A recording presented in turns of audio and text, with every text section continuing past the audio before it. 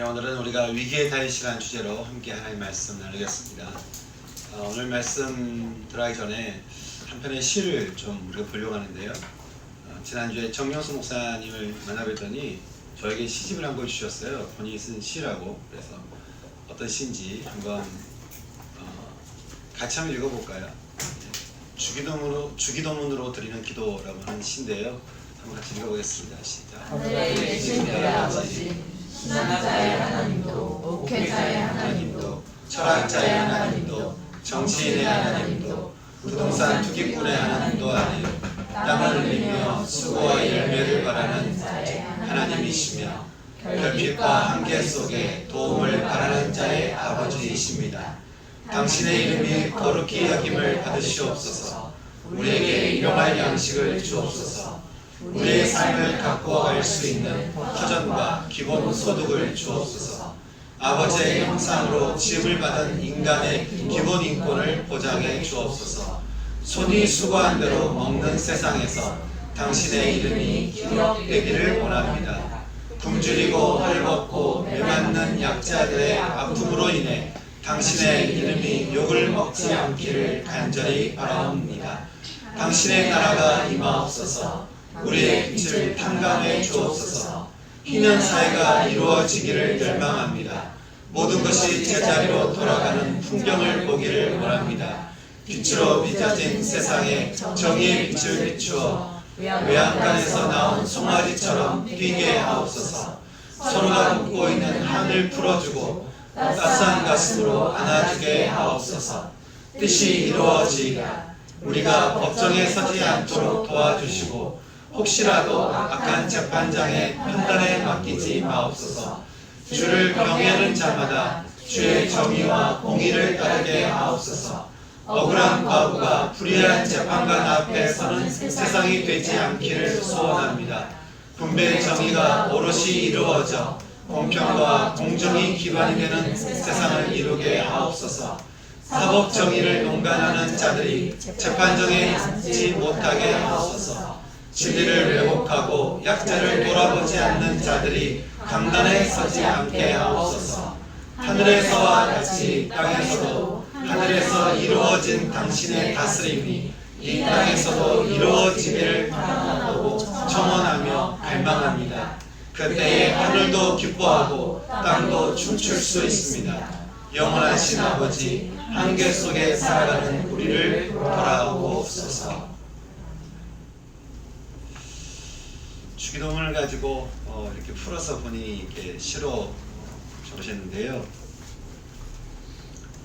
비록 정 목사님이 주신 이 기도문이긴 하지만 하나님의 나라가 이루어지기를 바라는 주님의 마음이 참 담겨진 것이 바로 이 주기도문 것을 감안하게 되면 우리의 기도 역시 하나님의 나라가 임하기를 소망하는 기도여야 된다고 하는 것입니다. 이 세상에는 하나님이 주인 되지 못한 영역들이 얼마나 많은지 모릅니다.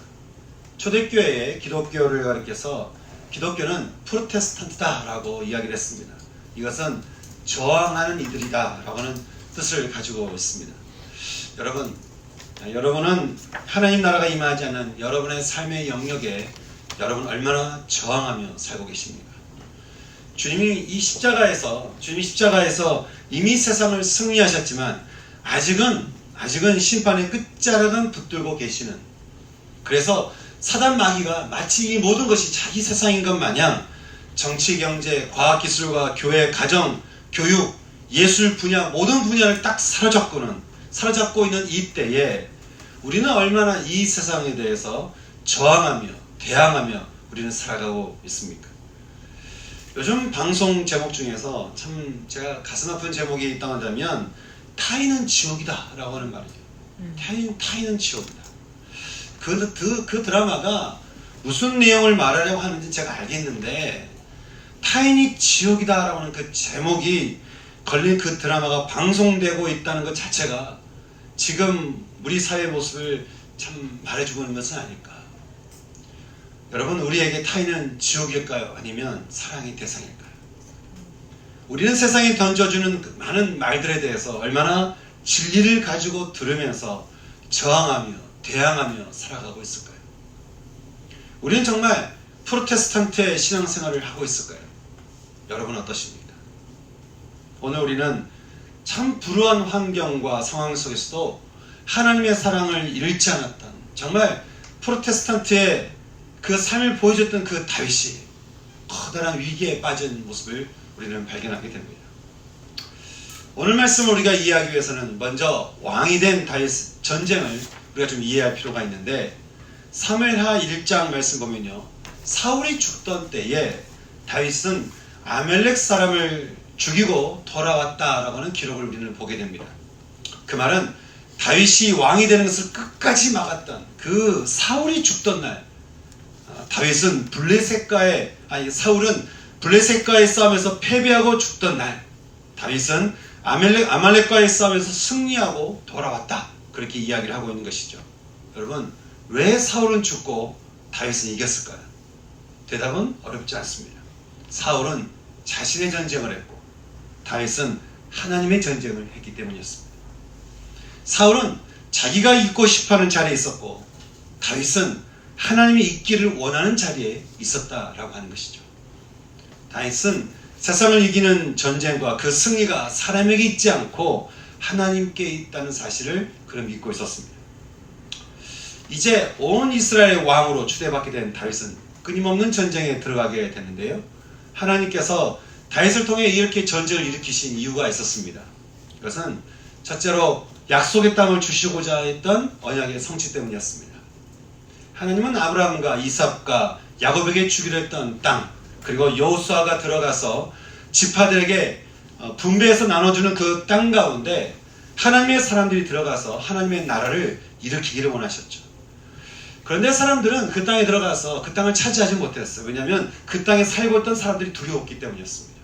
그래서 그 땅을 차지하는데 그들은 실패했지만 하나님 포기하지 않으시죠. 포기하지 않은 하나님께서는 다윗을 일으켜서 그 약속하신 그 땅들이 다 하나님과 그 백성들에게 돌아가기를 원하셨습니다. 두 번째 전쟁을 일으키셨던 것은 그 땅에 안식을 주기 위해서였습니다. 우상 숭배로 더럽혀진 그 땅에 진리의 하나님이 다스리시는 나라를 세움으로써 그 땅에 안식을 주기 원하셨습니다. 사랑하는 성도 여러분, 하나님은 지금 이 순간에도 우리 가운데 하나님의 나라가 임하기를 원하십니다. 왜냐하면 그래야 우리가 안식할 수 있기 때문입니다. 죄가 다스리는 이 세상에서 우리의 마음과 우리의 영혼이 안식할 수 있는 유일한 길이 있다면 우리 가운데 하나님의 나라가 임하는 것입니다. 하나님 우리 마음을 통치하고 하나님 우리 영혼을 다스리고 하나님 우리의 삶을 다스릴 때, 그때야말로 우리의 삶이 진정으로 안식 가운데 들어갈 수 있다고 하는 것이죠. 나라가 임하시오며 뜻이 하늘에서 이루어진 것 같이 저는 여러분 가운데서도 하늘의 뜻이 이루어지는 안식이 임하게 되는 은총이 있을 수 있기를 주님의 이름으로 축원합니다. 왕이 된 다윗이 벌였던 전쟁의 시작은 예루살렘에서부터 시작되었습니다. 그 전쟁의 모습을 한 가지 우리가 보자면, 지도에 나온 대로 제일 먼저 그의 전쟁은 여부수와의 전쟁으로 시작이 되는데요, 당시 예루살렘은 여부수 족속이 차지하고 있었는데 그들은 이스라엘이 늘 그랬던 것처럼 결코 이곳을 차지하지 못할 것이라고 그들은 자신했습니다. 왜냐하면 이스라엘은 그들을 두려워했기 때문에 지금 그들 앞에 있지만 그들이 이 땅을 차지하지 못할 것이라고 자신한 것이죠. 그러면서 맹인과 다리가 저는 자라도 이스라엘을 물리칠 것이라고 비웃었지만 이것은 하나님의 전쟁이었습니다. 다윗은 비웃는 그들을 간단히 제압한 뒤에 그 이름을 다윗성이라고 불렀습니다. 두 번째는 영원한 적국이었던 블레셋과의 전쟁이었습니다. 사실 블레셋은 단 지파에 속한 땅이었지만 단 지파는 블레셋이 무서워서 이 땅을 버리고 도망갔죠. 이후에 삼갈과 입다와 삼손이 이 땅 사람들로부터 이스라엘을 지켜냈지만 결국 사울 왕까지 죽임으로써 블레셋의 영향력은 강력해졌습니다. 그러나 하나님의 전쟁이었습니다. 다윗은 언제 그렇게 우리가 블레셋과 싸우느냐 듯이 순식간에 수도 메덱 암마를 빼앗고는 그들로부터 항복을 받아냅니다. 그 이후에 블레셋은 몰락의 길을 걷게 됩니다. 세 번째, 이스라엘을 자주 침공했던 남동쪽 강대국 모압과의 전쟁이었습니다. 그들 중 다윗을 저항했던 모든 자들이 죽임을 당함으로써 모압은 다윗에게 조공을 바치는 그런 나라가 됩니다. 네 번째로, 동북쪽에 위치한 강력한 소바왕 하닷 에셀과의 전쟁이었습니다. 그는 예전 사울과 싸워서 졌던 땅, 하지만 하나님께서 주신 언약의 땅을 침공을 하게 되자 다윗은 즉시 군대를 끌고 올라가서 1700대의 말을 탄 군사와 그리고 2만 명을 사로잡고, 다섯 번째, 그를 도우러 온 소북적 다메섹 아람 군대 2만 2천 명을 죽인 다음에 그들로 하여금 조공을 바치게 합니다. 여섯 번째, 다시 소금 골짜기에서 무용로를 장악했던 에돔과의 전쟁에서 그들을 완파시킨 다윗은 에돔을 그의 종이 되게 했고요.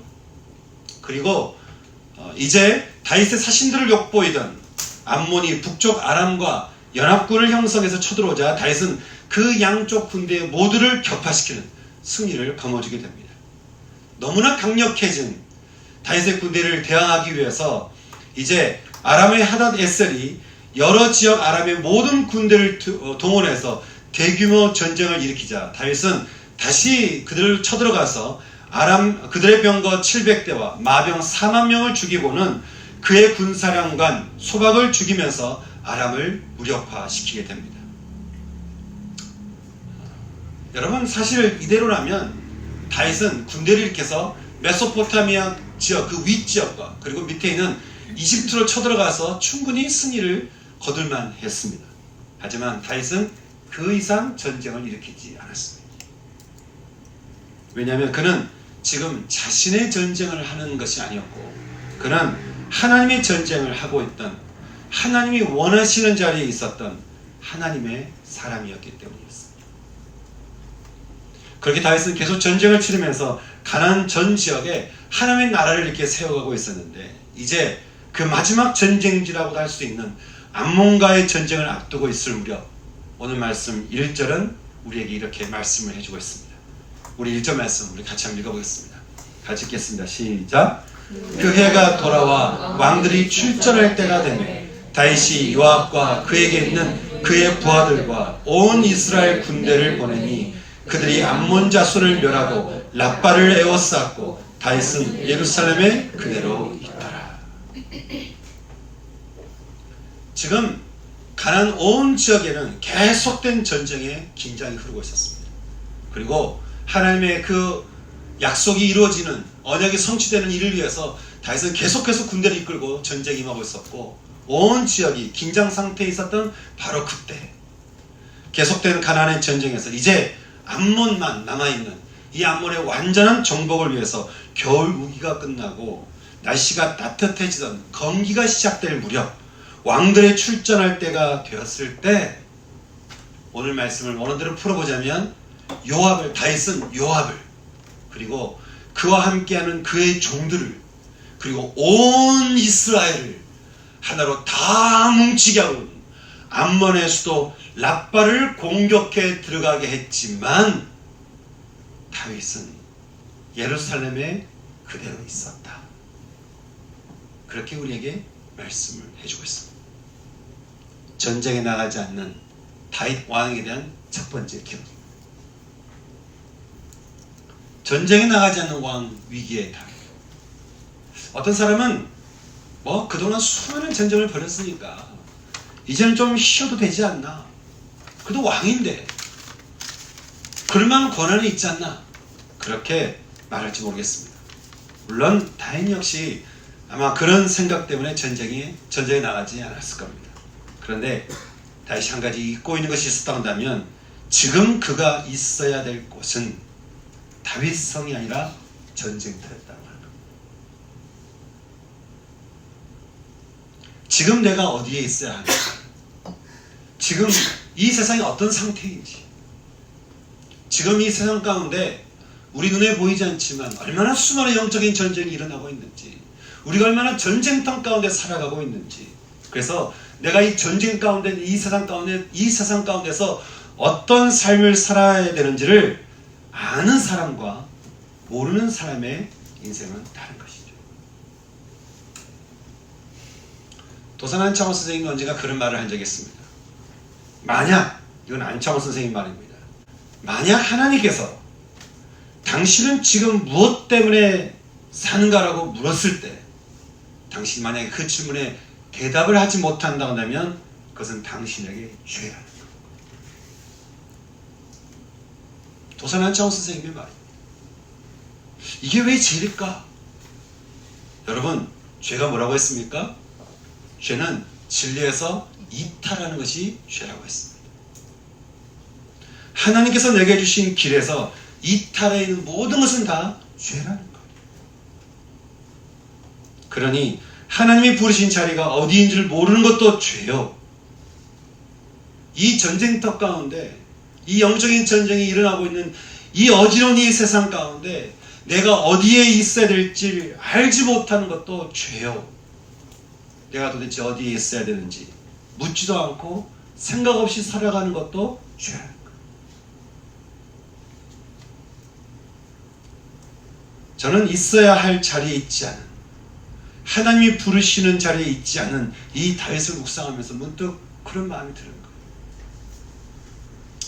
거예요. 야, 사단 마귀가 이 순간을 얼마나 고대했을까? 이 순간을 얼마나 기다렸을까? 내 삶의 길을 두고 하나님께 묻고 하나님의 음성에 귀를 기울여 듣고 그 뜻을 따라 살았던 그 다윗이 그것을 따라 살기보다 그냥 내가 생각하는 대로, 내가 살고 싶은 대로, 내가 지금 무엇 때문에 어떻게 살아야 되는지 망각하고 있는 이 순간에 이 다윗을 마귀가 얼마나 고대하고 기다렸을까? 사단이 얼마나 이 순간을 고대했는지, 어떻게 다윗을 무력화시키게 되었는지, 그리고 우리 역시 하나님이 부르신 대로 있어야 할 자리에 있지 않게 될 때 어떻게 우리의 신앙 역시 무력해지는지. 이전에 우리가 얼마나 많은 경험을 했는 건 중요하지 않아요. 이전에 우리가 얼마나 많은 놀라운 일을 했는지, 이전에 우리가 우리 삶 가운데 하나님의 역사가 얼마나 놀랍게 펼쳐졌는지는 중요하지 않습니다. 그거 상관없이 우리의 신앙이 얼마나 쉽게 무력해져 버리는지, 무너지는지 2절 말씀은 이렇게 이야기를 해주고 있습니다. 2절 말씀을 같이 읽어보겠습니다. 시작. 저녁 때에 다윗이 그의 침상에서 일어나 왕궁 옥상에서 거닐다가 그곳에서 보니 한 여인이 목욕을 하는데 심히 아름다워 보이는지라. 하나님이 부르신 곳과 하나님의 시간대를 벗어나자 다윗의 삶은 급격히 달라지기 시작했습니다. 시편 19편 14절에서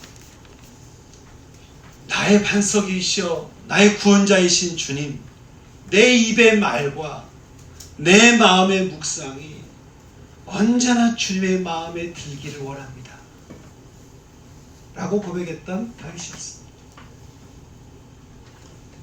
그렇게 그는 하나님과의 만남 속에서 기쁨의 근원을 누렸던 사람이었습니다.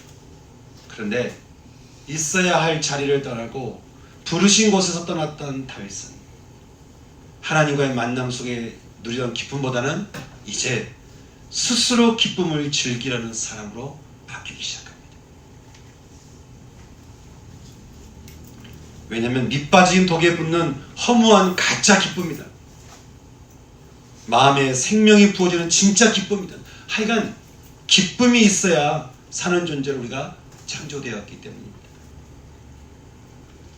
예수님의 육신의 동생 야곱은 이렇게 스스로 기뻐하려는 사람이 멸망으로 가는 죄의 사이클이 있는데, 공식이 있다고 말하는데 야고보서 1장 14절과 15절에서 우리에게 말씀해 주고 있습니다. 함께 말씀을 찾아보겠습니다. 야고보서 1장 14절과 15절입니다.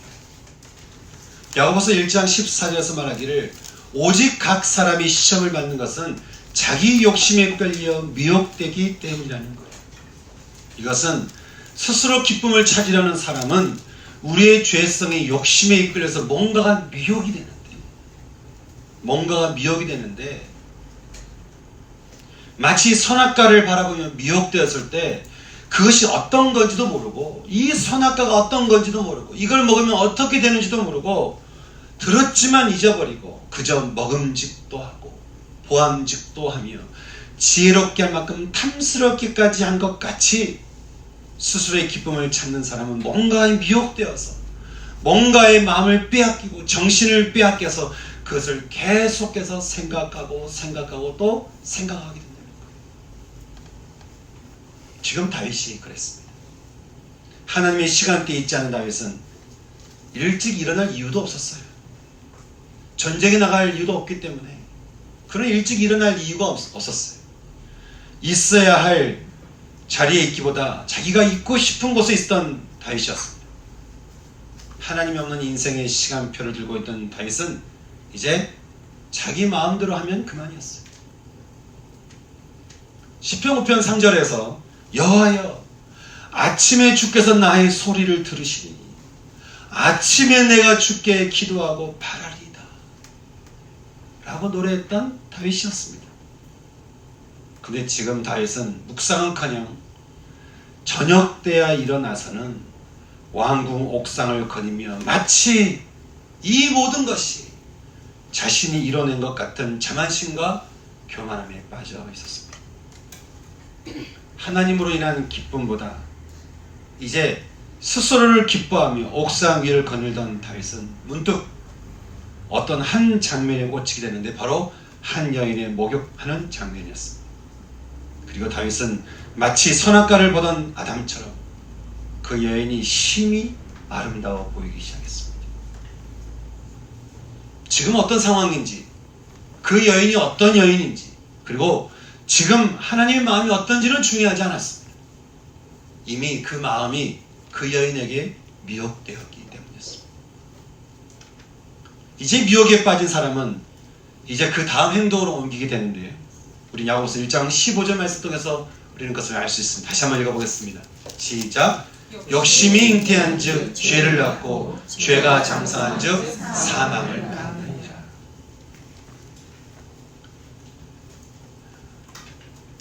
욕심이 잉태한 즉 죄를 낳고 죄가 장성한 즉 사망을 낳는다. 스스로 기뻐하는 자에게 찾아오는 두 번째 선택은 바로 욕심의 잉태의식이었습니다. 다윗은 사람을 보내 여인을 알아보게 하죠. 그 미혹된 그 마음을 이루고 싶은 마음 때문이었습니다. 여인을 알아봤던 신하가 와서 말합니다. 왕이시여, 그는 엘리암의 딸이요 햇사람 우리아의 아내 밧세바가 아니니까. 미혹되어 있는 그 다윗의 귀에는요, 이 신하가 지금 무슨 말을 하는지 잘 들리지 않는 거예요. 지금 이 신하가 말하기를 그 여인은 엘리암의 딸이라는 거예요. 이건 굉장히 중요한 이야기인 것입니다. 엘리암은 아히도벨의 아들이었고 아히도벨은 다윗의 지혜자였던 이스라엘의 최고 어른이었습니다. 그러나 이미 스스로 높은 자가 된 다윗이었죠. 그의 눈에는 엘리암도 아히도벨도 눈에 보이지 않았습니다. 이 때문이었을까요? 이후에 이 아히도벨은 자신의 손녀딸을 건드린 다윗을 그 반역했던 압살롬 편에 서서 다윗을 대적하게 됩니다. 가장 심각했던 것은 그가 바로 햇사람 우리아의 아내였다라고 하는 사실입니다. 우리아는 이방인이면서도 다윗에게 충성했던 사람이었습니다. 그리고 다른 다윗의 용사들과 함께 생명을 걸고 싸웠던 생명동지였습니다. 그러나 그는 이마저도 귀에 들어오지 않았습니다. 욕심이 얼마나 사람을 무섭게 하는지, 욕심이 우리의 마음을 얼마나 어지럽게 하는지, 욕심이 우리 안에 들어오게 되면 얼마나 우리가 정신이 혼미하게 되는지 성경 우리에게 보여주고 있는 것이죠. 스포츠 도박에 빠진 어떤 분이 말씀하시는데 그 도박하려고 하는 그 순간에는 아무것도 생각이 나지 않는 거예요. 오로지 그 스포츠 도박 딱 그거 보는 거, 딱 그 순간에 모든 것을 다 잊어버린다는 것이죠. 내가 이것을 왜 하는지, 이것 하는 순간 내가 어떤 결과를 맺게 되는지, 이 다음에 이 순간 이것을 통한 이것을 보고 계시는 하나님 마음이 어떤지는 아무것도 생각이 나지 않는 거예요. 지금 어떤 상황인지, 내가 어떻게 살아야 되는지는 전혀 생각이 되지 않은 채 오직 도박의 인생을 걸면서 자기도 망가지고 가정도 무너지고 재정도 바닥나면서 다 서서히 무너지더라는 거예요. 그렇게 사람들이 바람을 피고 그렇게 사람들이 도박을 하고 이 사람 저 사람에 빠지면서 이념과 신념에 빠져있는 사람들이 이 세상에 얼마나 많죠. 그분 말이 그래요.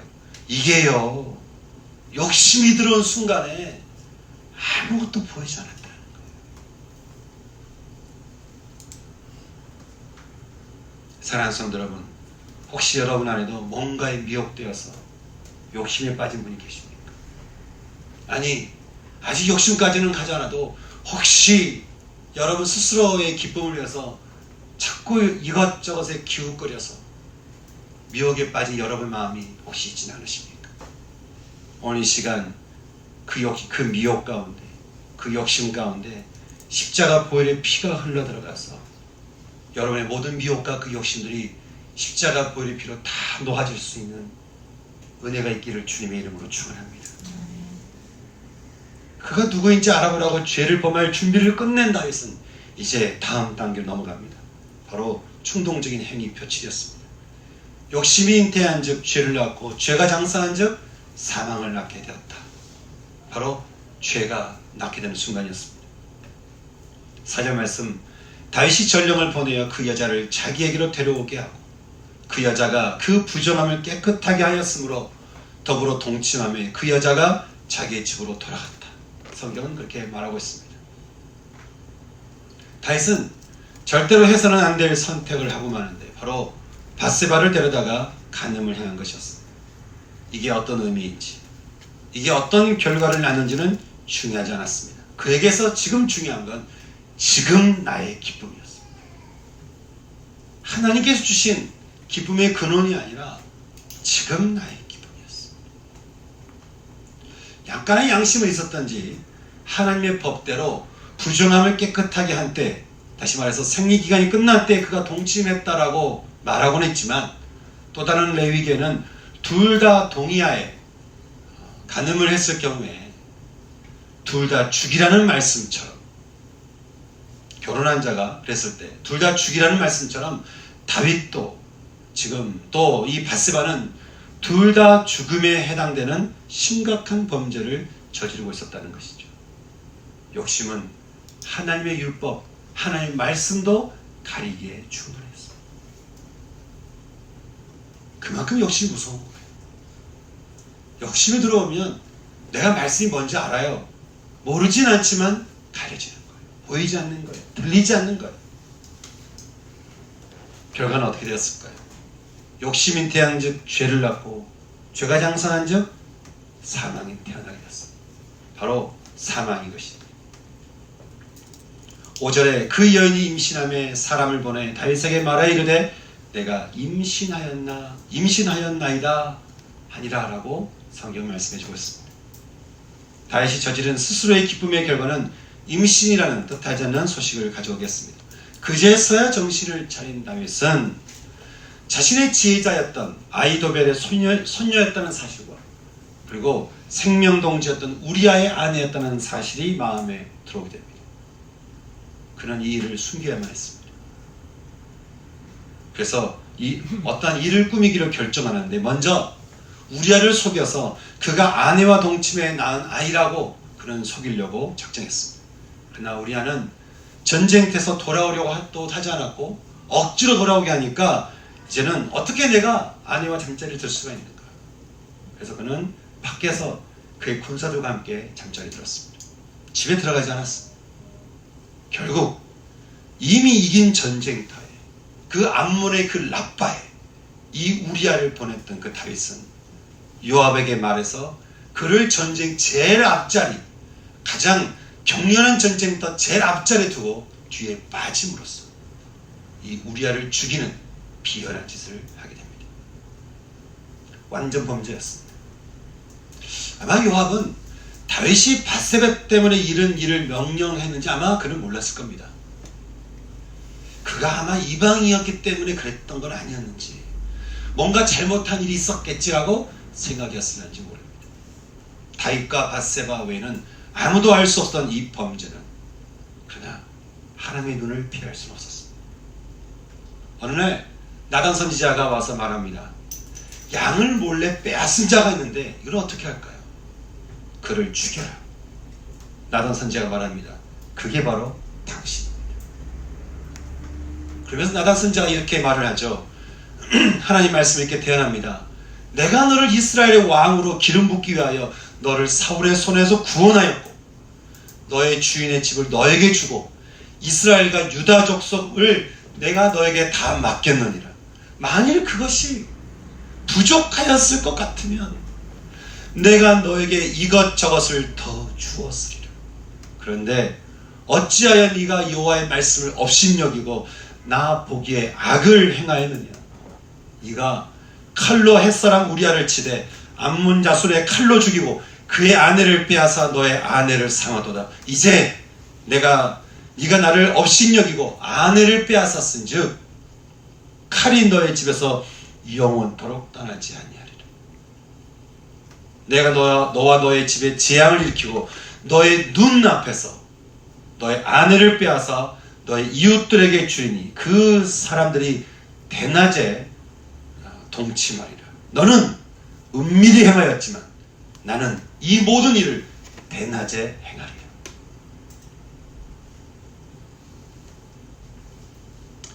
여러분, 모든 가난을 두렵게 했던 다윗이었습니다. 수많은 시편의 저자였으며 적지 않은 시간 동안 광야에 떠돌면서도 하나님의 마음을 잃지 않았던 다윗이었습니다. 그런데 지금 그에게 전해지는 하나님의 말씀은 죽음이었습니다. 너는 죽을 것이다. 너희 집안에 죽음이 찾아들 것이다. 여러분, 이것이 죄를 품은 자의 열매인 것입니다. 우리는 우리 마음의 죄를 마음에 품고는 내가 마음이 약하고 인간이 좀 약하니까 내가 참 끊을 수 없는 나의 죄가 있다라고 해서 그 죄를 가볍게 여깁니다. 죄를 가볍게 생각합니다. 그러나 여러분 기억할 것은 죄의 열매는 죽음이라는 겁니다. 여러분, 법원에서 뭔가 유죄 판결을 내리면 우리는 그 위에 법원에 항소할 수 있습니다. 그리고 그 법 동의가 또 안 되면 또 그 위에 법원에 우리가 항소를 하죠. 그래서 그것도 안 되면 우리가 헌법재판소까지 가는 거 아니겠어요? 근데 여러분, 하나님으로부터 유죄 판결이 나면 우리 어디에 가겠습니까? 갈 데가 어디 있겠습니까? 갈 곳이 어디 있겠습니까? 그 판결에서 벗어날 곳이 어디 있겠습니까? 죽음의 판결에서 벗어날 길이 없었던 다윗이었습니다. 위기의 다윗입니다. 그런데 그래도 다행인 건 다윗의 이야기가 사무엘하 12장에서 끝나지 않았다. 그것은 위기의 다윗이 회복의 다윗으로 전환이 됐다라고 하는 것인데, 물론 회복의 다윗으로 그가 전환이 된 이후로 그의 삶은 이전보다는 더 무겁고 더 버거운 삶을 살 수밖에 없었지만 그래도 사망은 면하게 되는 삶을 살게 됩니다. 그것이 바로 사무엘하 12장 13절과 14절의 고백 때문에 그랬는데, 우리 사무엘하 12장 13절과 14절 말씀을 함께 우리가 읽어보겠습니다. 다윗이 나단에게 이르되 내가 여호와께 죄를 범하였노라 하매 다윗이 나단이 다윗에게 말하되 여호와께서도 당신의 죄를 사하셨나니 당신이 죽지 아니하려니와 이 일로 말미암아 여호와의 원수가 크게 비방할 거리를 얻게 하였으니 당신이 낳은 아이가 반드시 죽으리라 하고. 위기의 다윗이 회복의 다윗으로 다시 돌아갈 수 있었던 것은 그가 죄에 대한 뉘우침, 죄에 대한 후회, 그리고 죄를 저질렀다고 하는 어떤 아픔 때문이 아니었습니다. 그 죄가 결국 하나님을 배반한, 하나님을 대적하는 죄라고 하는 사실을 깨달았기 때문이었습니다. 여러분, 모든 죄라고 하는 것 자체가 하나님을 떠난 것이 죄이기 때문에 우리가 죄를 저질렀다라고 하는 것은 그 죄의 대상은 하나님인 것이죠.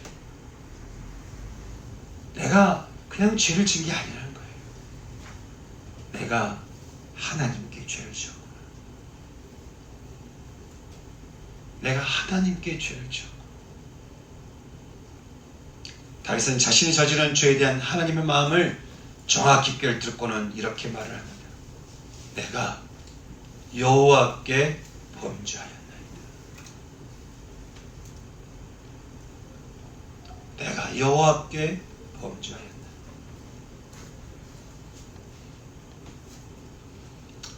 다윗은 그제서야 그 자신만만했다. 스스로도 기쁨을 가질 수 있다고 했다. 아이도벨이든 우리아든 그 어떤 사람보다 자기가 우선이었던 그 다윗은 그제서야 그를 머리를 숙이며 고백합니다. 내가 여호와께 범죄하였다. 나는 죄인이다. 다시 예전의 다윗으로 돌아온 그를 보시는 하나님은 말씀하셨습니다. 여호와께서도 당신의 죄를 사하셨나이다. 그러니 당신은 죽지 않을 겁니다. 하지만 죄의 열매인 그 아이는 죽을 겁니다. 사도 요한일서에서 이렇게 말을 합니다. 만일 우리가 우리의 죄를 자백하면 그는 미쁘시고 의로우사 우리를 향한 그 마음이 신실하시고 의로우셔서 우리의 모든 죄를 용서하시고 모든 불의 죄악에서 우리를 깨끗하게 하실 거라는 것. 왜 그러겠습니까? 우리의 범죄로 우리가 죽어야지만 죄의 열매를 대신 짊어지셨던 예수님께서 대신 우리의 죽음을 짊어지셨기 때문이었습니다. 위기의 다윗에서 회복의 다윗으로 전환된 이 현장에서 사랑하는 여러분, 하나님은 지금 여러분에게 어떤 말씀을 하고 계십니까? 여러분은 지금 위기 가운데 계십니까? 아니 위기를 넘어 혹시 위험수에 있지는 않으십니까? 아니 혹시 여러분 삶 가운데서도 이 죽음의 위험이, 이 죽음의 열매가, 이 죽음의 심판이 혹시 여러분을 찾아가 보진 않습니까? 하나님은 오늘 말씀 통해 우리에게 말씀하십니다. 돌아오라는 것. 나에게로 돌아오라는 것. 이사야 선지자는 말합니다. 악인은 그의 길을, 불의한 자는 그의 생각을 버리고 여호와께 돌아오라. 그리하면 그가 그를 긍휼히 여기시리니 우리 하나님께로 돌아오라. 그가 너를 너그럽게 용서하시리라. 저는 오늘 이 시간 죄의 유혹에 빠져서 위기에 빠진 우리의 모든 마음들이 다 하나님께로 돌이켰습니다.